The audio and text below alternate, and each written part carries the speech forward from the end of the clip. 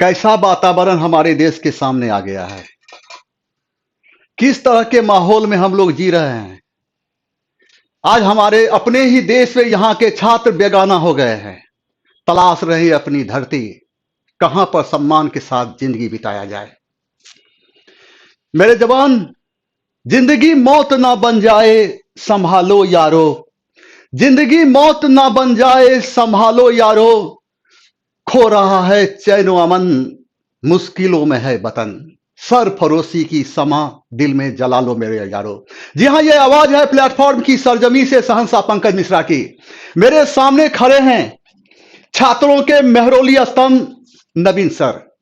नवीन sir, आप ही बताएं, आज के समय में हमारे देश में सबसे बड़ी समस्या क्या है? हमारे देश की सबसे बड़ी अहम समस्या है बेरोजगारी।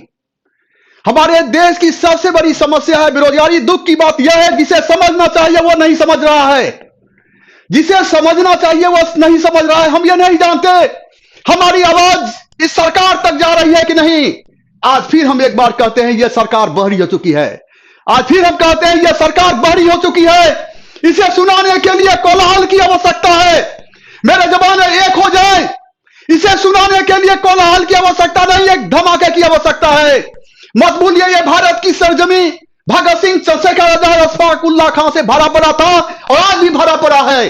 आज भी भरा पड़ा है। मेरा एक एक जवान देश की प्रधानमंत्री बनने की योग्यता रखता है। हम नहीं, भारत की सरजमी चीख चीख कर रही है। ए यंग मैन, हमारे देश के क्लोरोफिल को नष्ट मत कीजिए। हमारे देश की मुस्कुराहट हमारे नौजवान की मुस्कुराहट पर निर्भर करता है। अगर मेरा नौजवान एक कदम आगे बढ़ता है तो मेरा देश 100 कदम आगे बढ़ेगा। आज हम उन लोगों से ज्यादा विक्षिप्त हैं जो लोग तमाशा बनकर खेल देख रहे हैं। जब तक हमारे समाज के पढ़े लिखे लोग खामोश रहेंगे, गलत लोग हम पर राज करते रहेंगे, मेरा नेतृत्व करते रहेंगे। हम इस चीज का विरोध करते हैं। आज हमारे देश की स्थिति तराइन की द्वितीय युद्ध की तरह हो गई है। जब तराइन का द्वितीय युद्ध चल रहा था, जितने लोग लड़ रहे थे उससे ज्यादा लोग उस युद्ध को देखने के लिए देख रहे थे और इस इंतजार में खड़े थे कि इस युद्ध का परिणाम क्या होगा। नहीं, युद्ध मत देखिए, युद्ध में भाग लीजिए। हमारा देश हमारे नौजवान पर है, विद्यार्थी पर है। अगर इसे अनसुना किया जा रहा है तो देश के लिए सही नहीं है। हम लोग टूट जाएंगे, बिखर जाएंगे। बहुत दुख की बात हो रही है।